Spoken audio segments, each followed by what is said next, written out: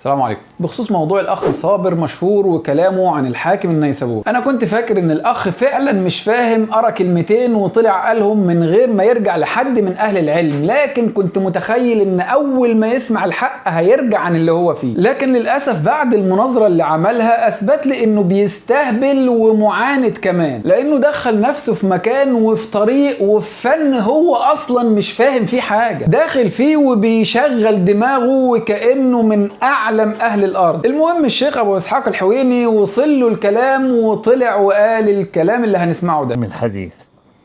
ولبيان ذلك أقول: الحاكم عالم سني معروف وفيه تشيع قليل، وليس رفضا بحمد الله تعالى. مش بس كده، كمان الشيخ مصطفى العدوي جاله سؤال عن الحاكم النيسابوري وده كان رده: الحاكم النيسابوري منسوب لأهل السنة، لكن هو رحمة الله تعالى عليه بعض الملاحظات من ناحية التساهل في الأحكام على الأحاديث. على فكرة الأخ صابر مشهور كان بيستشهد بكلام الشيخ مصطفى العدوي على إن الحاكم النيسابوري رافضي، فيا ترى بقى هيطلع دلوقتي بعد الكلام اللي قاله الشيخ مصطفى العدوي يقول إيه؟ ده أنا تقريبا ما لقيتش حد من أهل العلم وصل له الكلام اللي قاله صابر مشهور إلا وطلع ورد عليه. فيا ترى بقى كل العلماء اللي موجودين دلوقتي واللي كانوا موجودين قبل كده ما بيفهموش وصابر مشهور هو اللي بيفهم؟ بس فعلا زي ما تعودنا